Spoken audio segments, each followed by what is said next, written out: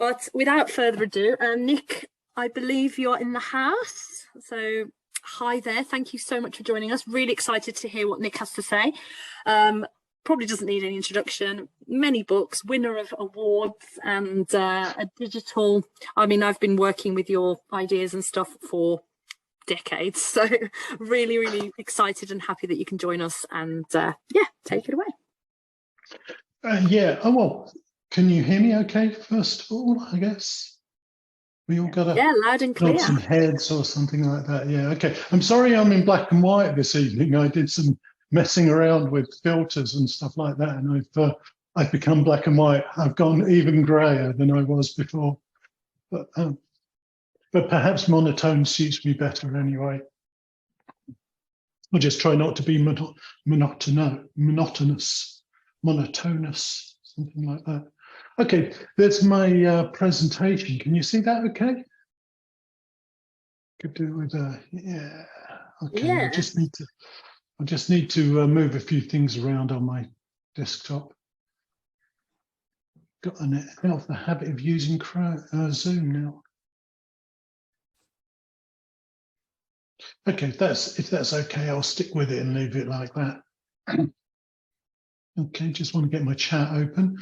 Can you just quickly type into chat where you're joining us from? If you could, that would be great. It'd be nice to know whereabouts you are. And I'll have some water for my dry throat.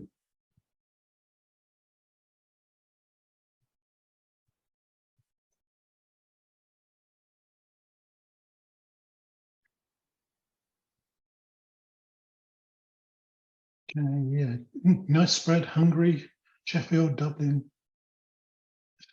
Yeah, great. Okay, great, good. That's fantastic. I've left my presentation midway through. I was sort of checking through some things, so I'd better go back to the beginning. Okay, so this session is on creativity in digital learning and teaching. The ideas that I'll show you during the session, they can be used in this kind of environment, as we will be using them in this kind of environment, but they could also be used in a physical classroom as well. So I don't make a sort of big distinction. There are ways to use them in both, I think. Most of the ideas come from a book that I produced called Hacking Creativity, which was shortlisted for the British Council's Innovations Award a couple of years ago.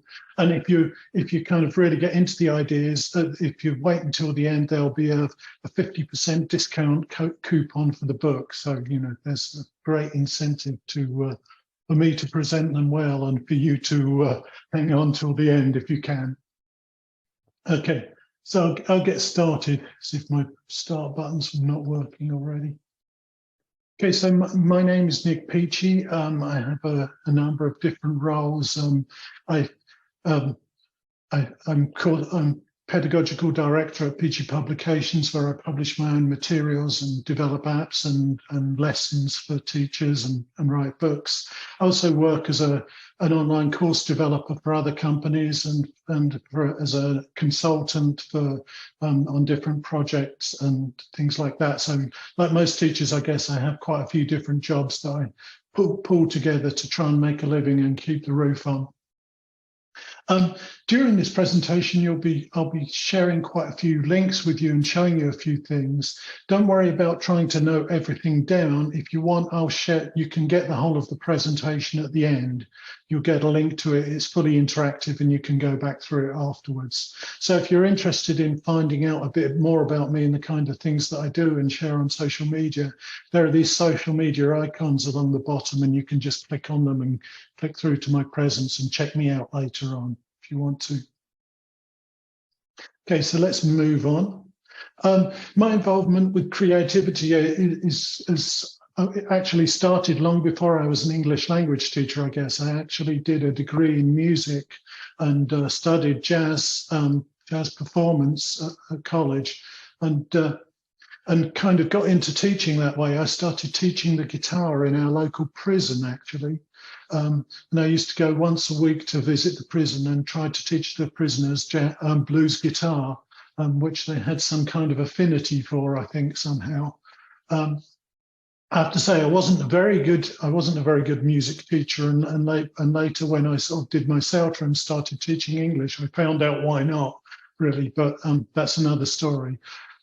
Anyway, I've been involved with 3 books connected with creativity. The first one was Creativity in the English Language Classroom, which I co-edited with Alan Maley. And when you get this presentation, if you click on the book cover, you can download a free copy of it. So that's another reason to hang around. The second one was the second book, which I also co-edited with Alan Maley on creativity and the sustainable development goals, which I also wrote a chapter for. And the third one was this book, Hacking Creativity, which I actually wrote myself and published myself, which is a kind of digital book with which some of the ideas here come from. So you can check those out later if you want to. In this session, I'll be going over the following things. Why creativity? I'll be looking at 7 steps to creativity, looking at convergent and divergent thinking, brainstorming and grouping and connecting ideas which are linked with creativity. And then I'll look a bit at the senses and how we can involve the senses in creative learning. I'll start off with, the why creativity bit, and hopefully I can get you involved in this if this is working. And I'm asking you, why creativity? And if you scan this QR code onto your phone, if you have a phone handy, you hold it up, scan the QR code there, you'll see a little questionnaire, and you can share your suggestions about why is creativity important in English language learning. I'll also share a link to that through the chat for anyone who's not got their QR code scanner handy. There's a link coming through the chat. And this is what it looks like. You can make your suggestions in here. You can make more than one suggestion, just type them in and then click on submit. And we'll start seeing them appearing hopefully, on the screen. When I go back to it. Okay, so what do you think? Why creativity in English language teaching? Why is it important? I'll refresh this just so that those start appearing, if anything's appearing. I can see some of you typing away. Yeah, some things are starting to appear already. Learning must be fun. It must be. It must be. I wonder which kind of must that is, whether it's must for kind of obligation, you must have fun, or whether it's must for kind of, that hypothesizing. Well, it must be fun, mustn't it? Which one is it? Make classes student-centric, gives a variety of sessions, activates interest. Yeah, okay. Let's see if anything more is coming through there. I'm sure I saw more people than that typing. Okay, so it's starting to fill out now here. Learners are creative, keep motivation up, creativity open minds. A lot of people hate traditional textbooks, keep things fresh, enhance students' attention, having the ability to, yeah, I say, so lots of good reasons. You've shown me yours, so now I'm going to show you mine, as they say. So this, for me, is what's important about creativity in English language learning. Communication is a creative process. Engaging in a conversation with someone involves, creating and constantly recreating in language to engage, to establish understanding and to communicate. So I think, our activities that we do have to be creative. If we're just teaching students to say, grammatical structures and different vocabulary, then they're not going to be able to just communicate with them. It has to be a creative process. I think self-expression is very important, and it's very important that, if students can express themselves in the language and use the language to express themselves, then it embeds that learning much more deeply. So many students see the things that they study is disassociated with themselves. They're over here, and what they're studying is over here, and they don't. There's this kind of reluctance to connect. If they're expressing themselves and saying something personal about themselves, then that connects much more with them. Creativity is life enhancing. You know, I think for me it has been for my whole life. I think my life is that much richer because I'm enabled to do things that are creative. There's the kind of personal fulfillment. It's great for employability. The World Economic Forum cites it up there as #3 within the top 10 skills for employability over the next 10 years. And it's great for problem solving. It can understanding creativity can help students solve problems. So there's some of my reasons. I'll move on to the next slide. A lot of people believe that, you know, creativity is something you're either born with, you've either got it or you haven't. Like, you know, Mozart was just born being a great composer, and, you know, and I very much disagree with that. I think sort of creativity is learned, and it's a learned process. And I got this nice 7-step process from a book called Zigzag. It's by a guy called Keith Sawyer, and it's called A Surprising Path to Greater Creativity. Well worth reading if you ever get hold of it. But if you don't want to get hold of it, this is the 7-step process that he goes through there. I'll pass you a link to this process as well, because this infographic is interactive. So if you want to follow it and click through where you are, then by all means do. And it might be a bit easier to read on your screen. So according to Keith Sawyer, the 7 steps involved in this process is, you know, first you have to understand the challenge. So you need questions to interrogate the task and find out what the challenge is. And if you click this later on, you'll see some of those questions that I've put here. The second is you need divergent thinking to kind of look for solutions, and you need to look wide for solutions, not just the first thing. So you brainstorm lots and lots of different ideas of how to solve the problem. And then you use convergent thinking to start evaluating those ideas, deciding which ones are good ideas and which ones are not such good ideas. You can actually try and knock those ideas together and combine them. You know, a lot of the greatest inventions through history, the printing press, for example, was a combination of 2 different ideas. It was a combination of the wine press and the coin printing stamp. And somebody combined those ideas and came up with something totally new. And lo and behold, we have books. Now, part of that creative process should be showing and sharing what you're creating, showing and sharing your ideas, getting feedback on your ideas, and then actually reflecting on the feedback you get. You know, some of that feedback will be rubbish, some of it will be good, you know.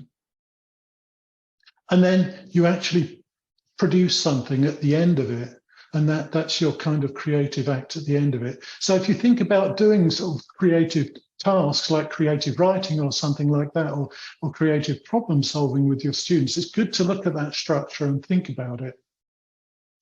I don't know actually how many of you are into project-based learning, PBL, but if you've ever looked at the project-based learning cycle, which is a kind of 9-step cycle, it's very, very similar to this. So, you know, it's a good way of kind of applying a kind of project-based learning approach to using language as well. Okay, I'm going to give you a quick test now to see whether you were listening or not. Or to see whether, actually, probably to see whether I was explaining clearly or not is more like it. But we've got 2 pictures here. On one side, it represents convergent thinking, and on the other side, it represents divergent thinking. What I want to know, which is the convergent thinking? Which is the convergent thinking? What color is it? Type the color into the chat. Which color is? Which did I say? Convergent thinking, didn't I? I said, which is convergent thinking? I'll give you a couple of seconds to think about that. I'll wander off.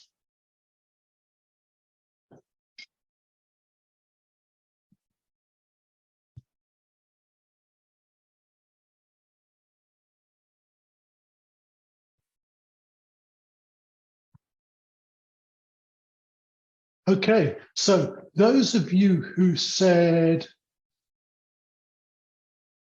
green are wrong. But it was a good answer, good try. So the red or pink, as you like to say, is convergent thinking. You're narrowing down your thinking and sort of really starting to focus it. And divergent thinking is the green one. You're going wide with your thinking and you're trying to think of as many different things as possible, very wide. And usually we go through this process. We start with divergent thinking and then go to convergent thinking. You may have been told that some people are convergent thinkers and some people are divergent thinkers. That's rubbish. We can all do both. You know, we're all capable of doing both. A lot of us find it much harder to be divergent than convergent, and that's another story, but we're all capable of doing both. So brainstorming is the kind of divergent thinking. And I think the problem that most people have with this is actually suspending judgment. And this is what I found actually in some of the companies that I've worked in as well. I worked in a couple of ed tech companies where they were, you know, all into brainstorming ideas. Let's sit down and have a brainstorming idea. And the first idea that someone comes out with, people start going, oh no, that'll never work. And all of a sudden your divergent thinking is closed off. Nobody divergent thinks then, because, you know, this sort of convergent critical side has been applied and it kills the kind of divergent creativity. So if you do brainstorming with students, you know, make it time pressured, set a time limit, make it very free without judgment and focus on quantity. So you should always go for, look, think of as many ideas as you can, even if you know they're rubbish, you know, get those ideas out, get them, all of those ideas out, and we can come back to that later. You know, because some of those rubbish ideas end up being the genius ideas that you never thought would work. The convergent thinking is more about grouping, connecting and evaluating. So then once you've got your big pool of ideas, you start to sift through them, take out the ones that you know are rubbish, focus on the better ones and start to think more critically about them, about how you can develop them and how you can make connections between them. So let's have a look at a couple of brainstorming activities. These are just a few things from the book, and these are quite common things that we all do. I'm sure the first one we all do, which is sort of brainstorming vocabulary. You know, you're going to set a topic. We're going to look at sport today, or we're going to look at poetry, or we're going to look at art. Let's brainstorm words connected with it. You know. But set the target high. Try and get about 30 different words, you know, before you start limiting them down. Give them a time limit of 5 minutes. If they can't think what the word is in English, maybe use their first language and they can translate it later. But just sort of get those words out, you know. Another thing we can do to get our students brainstorming and develop their brainstorming, because a lot of students do find it quite difficult to sort of let go of judgment to begin with, is you know, think of different ways of doing something. You can do this as a warmer. So how many different ways can you think of to collect water when it rains? You know, you can cup your hands. You can use a bowl. You can use a glass. You can use a newspaper. You can tilt your head back and use your mouth. You can undo an umbrella and try and collect it on the umbrella, but try and get them to think of as many possible ways to collect water. And lots of vocabulary coming out there when they say those things as well. How many ways can you think of to cook an egg without a cooker? You know, how many ways can you think of? Put it in the sun, put it on the bonnet of your car when the engine is hot. It doesn't have to be edible afterwards. Just get them to think of good ways. How many ways can you cross a river without getting wet? You know? So things like that. I mean, another great one and a bit more practical is what I call fixing the world and coming up. And these can go in through that whole 7 steps if we want to sort of expand these ideas. How can we put an end to the pollution caused by air travel? You know, we could have a pandemic, that might help. How can we put an end to corruption in politics? You know, get them brainstorming lots of different ways and then go through that 7-step process. They can limit those ways down to the ones that they think are good, try and join ideas together. How can we end world hunger? So great activities that get students producing lots and lots of language very quickly and putting them under pressure. This is another of the activities from the book, and it's about I took a whole bunch of famous quotes, took some words out, and then get students to brainstorm as many ways as they can think of as possible to complete the gap. So, for example, life isn't about finding yourself; it's about, and then they have to think of as many ways as possible to complete that quote, and then they can go and see what the proper one is. Have a go at it now. Try and type in as many suggestions as you can think of for completing that quote. I'll give you a couple of minutes. Just type them into the chat.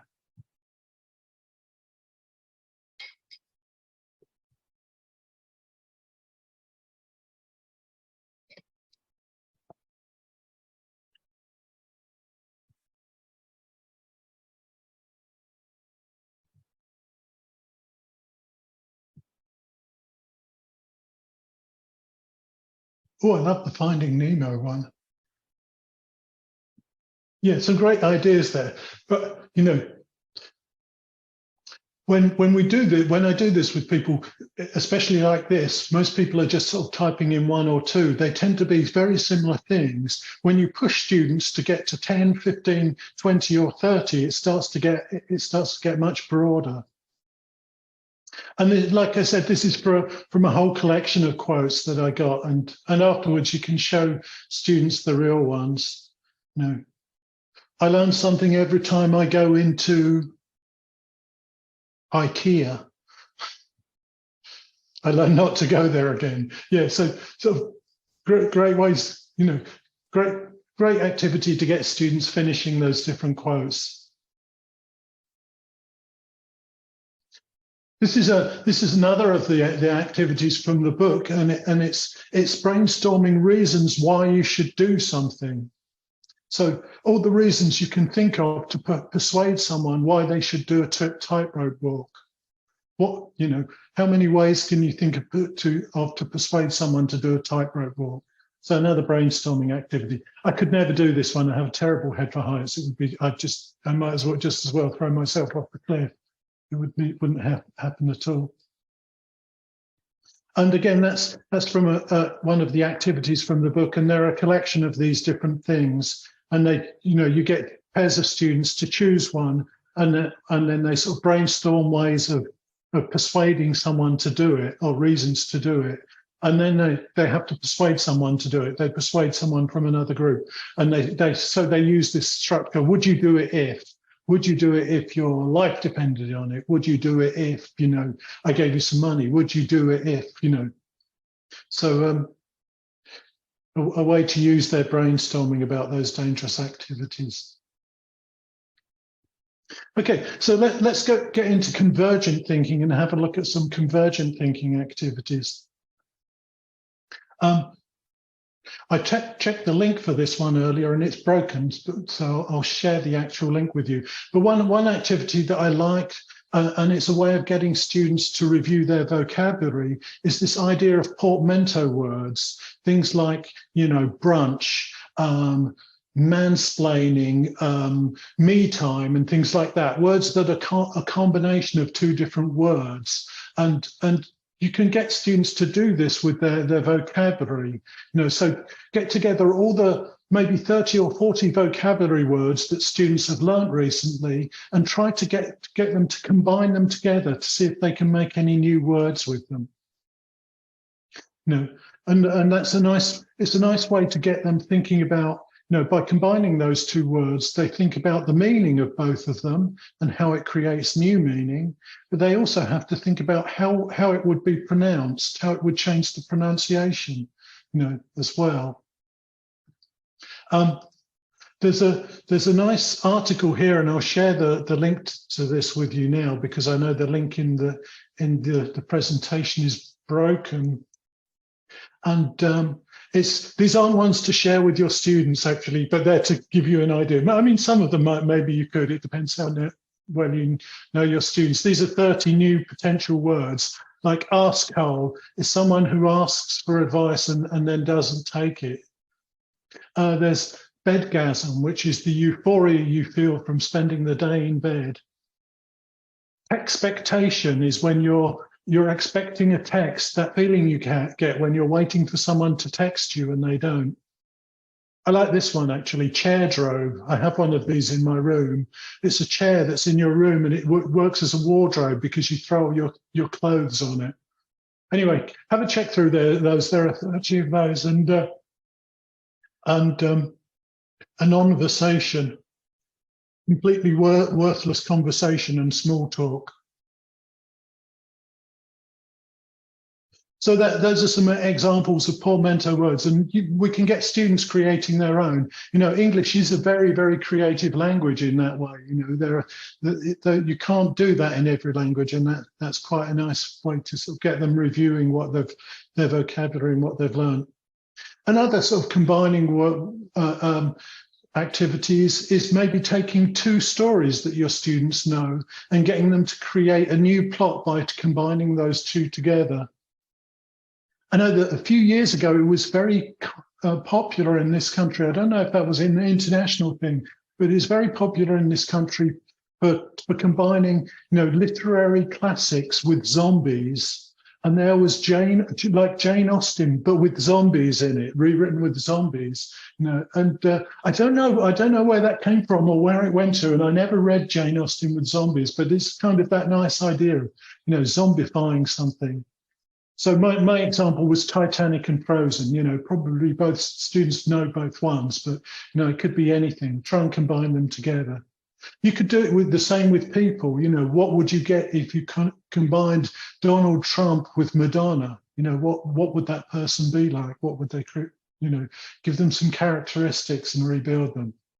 So combining things is good. It's good for creative thinking. Grouping things is also very nice. Often we do these odd word out activities, you know, where you have, you know, 3 nouns and then there's a verb, and students have to guess which one's the odd word out, and they find it because it's the verb, or the pronunciation, the word stress is different. We can be more creative than that, though. You know, we can actually give our students a whole bunch of unrelated words and get them to invent a reason why it's different. So for example, these 4 words: spotty, music, harrying, and laughter. It's up to you to choose one that's the odd word out and decide why. But try and be creative with why you think that word is the odd word out, you know. I would say my odd word out is spotty, and it's my odd word out because it doesn't taste very nice. Spotty doesn't taste very nice in my mouth. I like the taste of the other words, but I don't like the taste of spotty. Or it could be laughter, because laughter is a yellow word and the other words are green words. So anything that your students can think of, but get them to invent what reasons. Make sure there's no correct answer, you know, or no wrong answer. Everything is correct. We can do the same kind of grouping words. Like if this is an idea that I have about having buckets. You give students this picture of buckets, and you give them 20 or 30 words that they've been revising, and they have to divide them by these 4 buckets. And they have to think of some criteria for why these words are in this bucket and these words are in that bucket. But it's up to them to decide what the criteria are. I mean, I've put some criteria underneath the buckets, but you don't have to use these ones at all. I've put red words in one bucket, sad words in another bucket, words I like in another bucket, and words I won't use much in the other bucket. So you just get them to think of reasons why this word should go in any particular bucket. You could give them any number of buckets as well. You could give them 5 buckets or 6 buckets, but give them lots of words and get them to decide for themselves how they group them. You know. And again, it gets them thinking about relationships between words, connections between words, and what they mean, how their meaning is connected. This is another activity from the book, and this one's about mashups, making a mashup.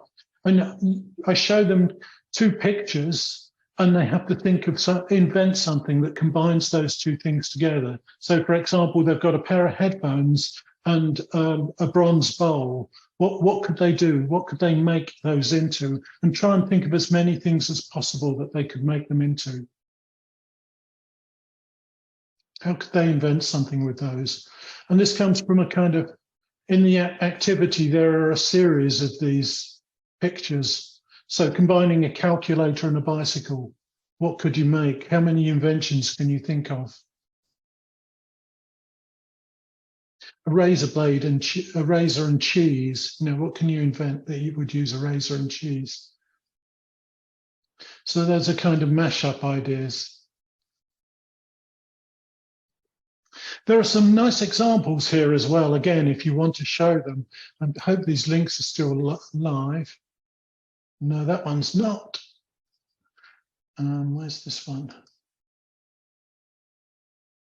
Oh, this one's a good one.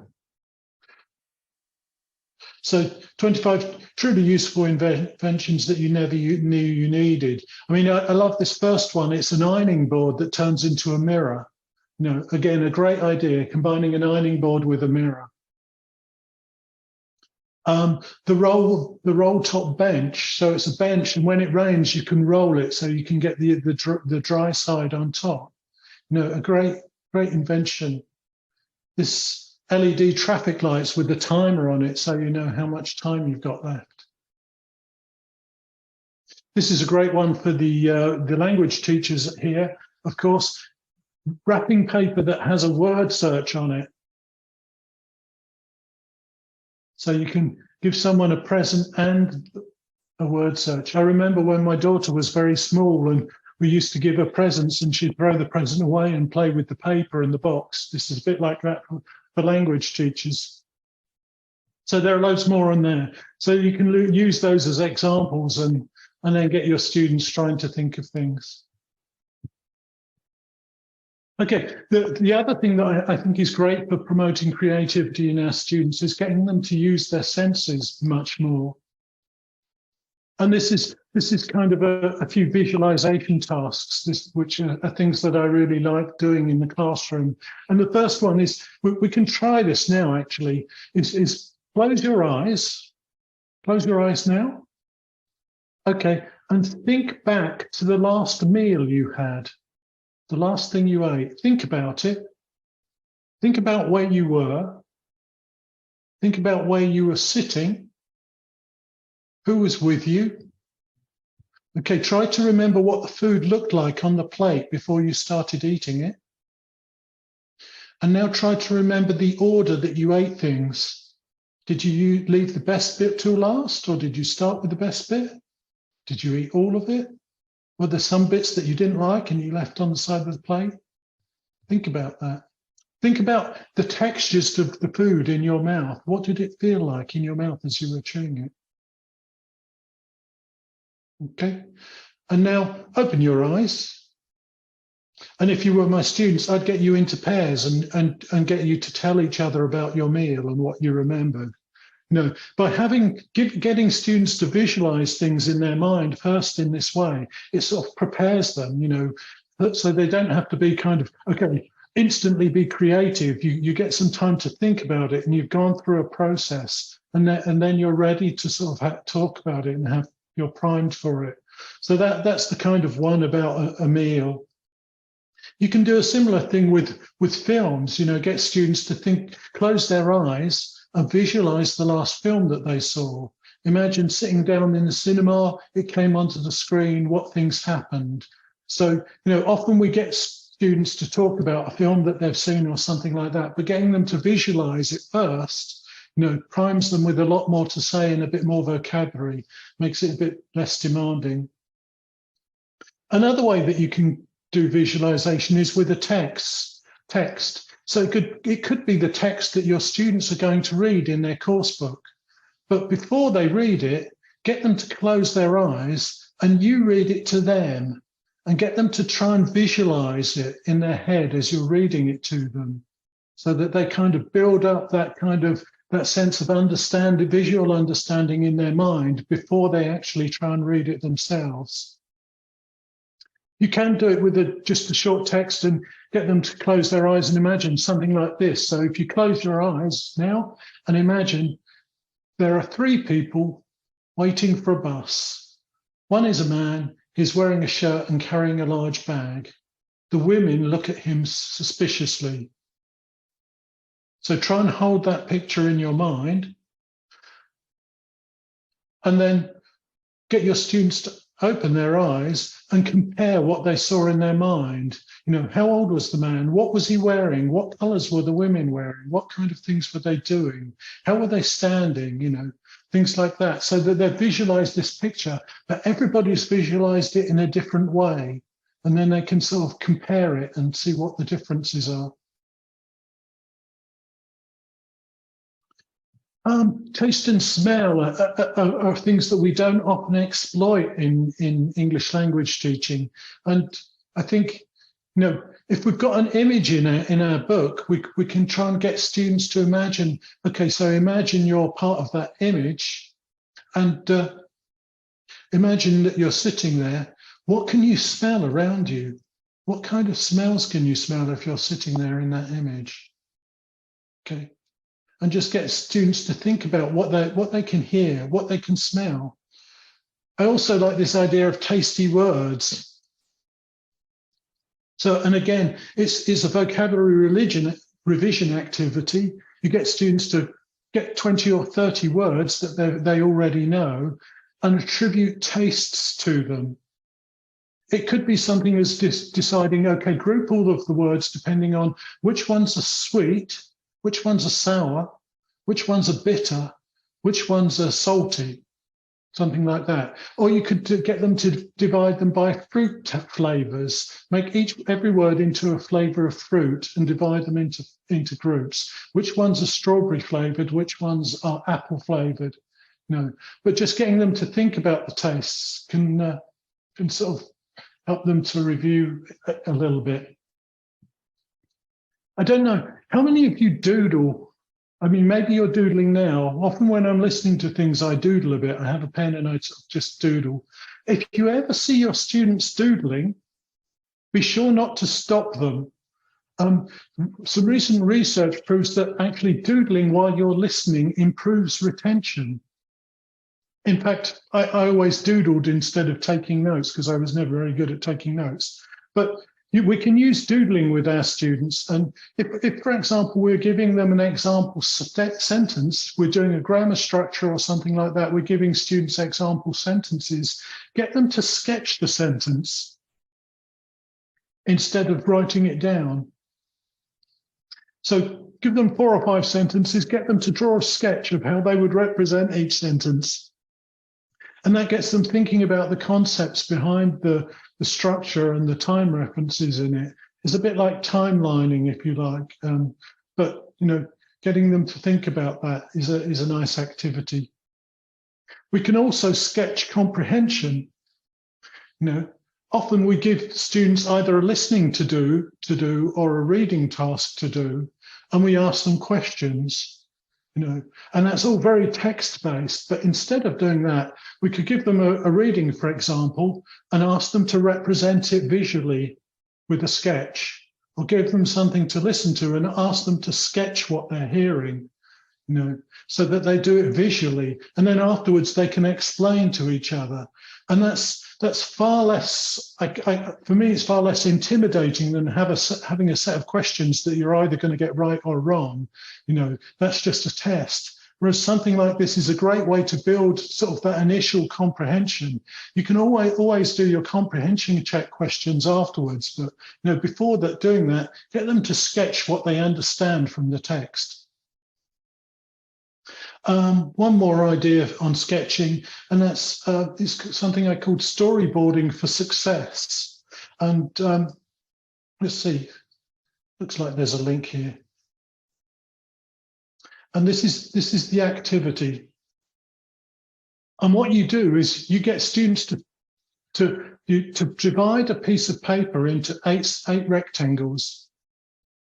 So they can fold it if they want to into 8 pieces. And in the first one, you get them to draw themselves and their life as it is now. And in the last one, you ask them to draw what success looks like for them, what their life when they're successful. It could be their English learning success if you want, or it could be their life, you know, could be 5 years, 10 years from now. But what does success look like? So you get them to draw the first one and the last one, and then you ask them to fill in the steps in between to get them from where they are now to where they want to be. So draw and sketch in the things that they need to do, and it's the things that they need to do, not that you need to do for them, in order to become the successful person they want to be. And I think that's a good way of kind of, you know, using sketching and also getting students to think about and take responsibility for their own learning and their own development, you know, and they can sketch through those and then they can talk about them afterwards, maybe share them with you afterwards. There's a little video here, which is about sketchnoting, I think. I won't play this now, but have a look at that when you get the presentation. It's a really nice introduction to sketchnoting if that's something that you want to try. Okay, sounds and music, one of my favorite topics for creativity and learning. This first activity is called song sentence revision. Okay, and what you do is you get students to think of a song that they like. Can you do that now? Can you think of a song that you like? Think of the song that you like, sing it, hum it in your head a little bit. Okay, you got a bit of rhythm going, got a bit of groove going.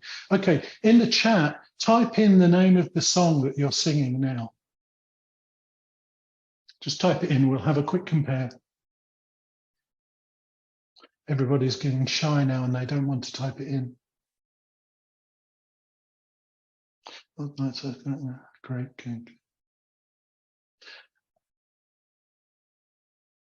Okay, great, good. Okay, so once you've got students to think of their song, you give them some sentences that you want them to revise, and you get them to sing those sentences to the tune of that song. Okay, so for example, they don't have to do it out loud. They can do it in their heads, or they can use their private phone, or they can whisper sing it, or they can just hum it. But they try and sing your sentences to the tune of that song. So first sentence, she did her best to help him. See if you can sing it to the tune of that song. She did her best to help him. So just don't stop me now. She did her best to help him. See, whenever I do this activity, I always think of Madonna's Like a Virgin for some reason. I don't know why. But okay, try it now with I'm out of paper for the printer. Okay, in your head, I'm out of paper for the printer. Try and sing that one. I'd love to get people to turn their microphones on now and do it, but we won't do that. So the frog jumped and landed in the pond.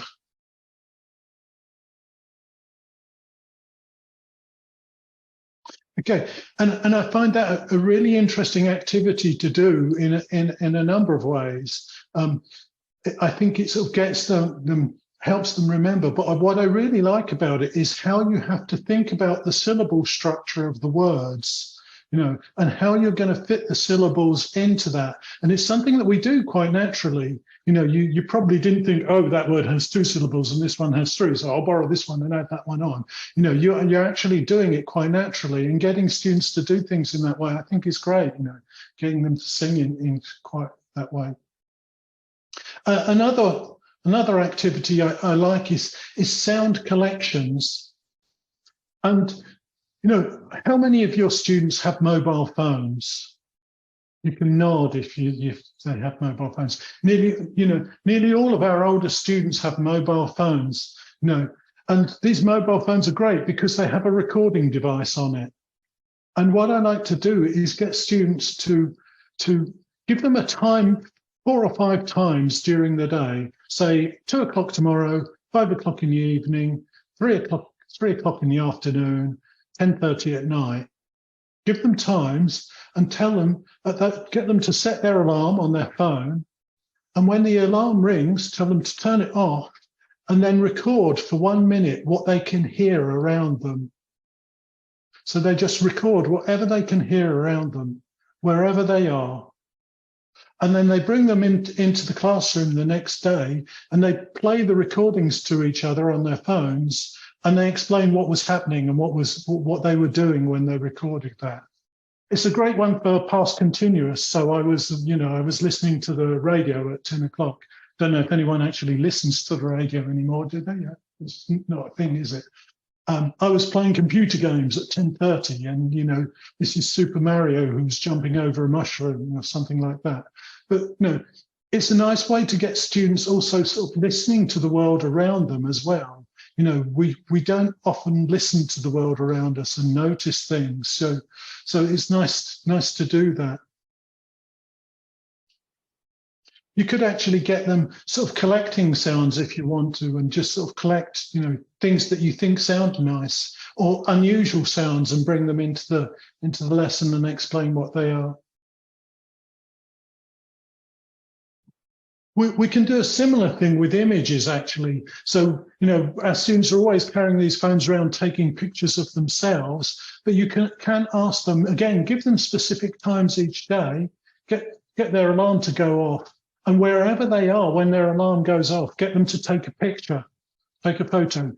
The only rule is that they must not be in it. It mustn't be a selfie. Just look at something interesting that they see wherever they are. Take a picture of it. It could be a leaf on the ground, could be somebody's shoe, anything. Bring those pictures into the class the next lesson, and then sort of show them to each other. Tell them what it was, where they found it, what they were doing, that kind of thing. Just chat about, okay, so this is an image that I found. You could actually set them assignments that way, and actually, before the next lesson, take photographs of 5 things that are triangular. And then they come to the next lesson and they have to show and tell about the 5 things they found that were triangular. Could be before the next lesson, bring in 10 pictures of 10 different people's ears, and then they show the ears and this is my grandfather's ear, this is my brother's ear, these kind of things. Anything, just sort of on some kind of theme, gets them talking about things. You could actually, and that's kind of more the image research, get them to find images, give them special research tasks to do. Even if they're in the classroom, it could be finding something online even. But it gets them looking at the world a bit more instead of looking at themselves all the time through these cameras and through these phones. Okay, so those are some ideas which I hope you can use. And these are a few important things that I think are important if you want to encourage creativity in your classroom. I think you have to be vulnerable and willing to take risks with your students. If you ask them to do these things, you have to be willing to do them yourselves as well, and show that you can also go wrong with them. I think you have to kind of be an equal in the process of creation. I don't think you should judge their ideas or evaluate them. Let's just get them create yourself, and be encouraging. Don't dismiss any ideas or suggestions. Think everything is great, everything is wonderful, there's no failing. Try to keep things light, make it fun. And if in the end, if you have to, make sure you're assessing their language and not their creativity. Help them with the language that they use when they do these things, but don't assess their creativity. It's not about whether it was a good story or not. It was a great story. Just let's help you with the language a bit. And remember, constructive criticism can be good, but focusing on helping students identify and build on their own strengths is much better. There's a button here, and I can't remember what it's for. Oh yeah, it goes into a bit more detail about those and a bit more, a bit more depth. So if you want to check those out later, by all means do. If you like the ideas and you'd like to get a 50% off a copy of the book, you can go, I'll show you what to do. You can go here, click on Buy Now. And then if you put in that code, let's see where the code is. If you put in this discount code, create, it will reduce the price of the book by 50%. It's already reduced as well, so it will be very, very cheap. Okay, so if you want to get a copy of the book, by all means do that. If you can't find it, the link now, or you can't scan the QR code now, then get the presentation and come back and do it later.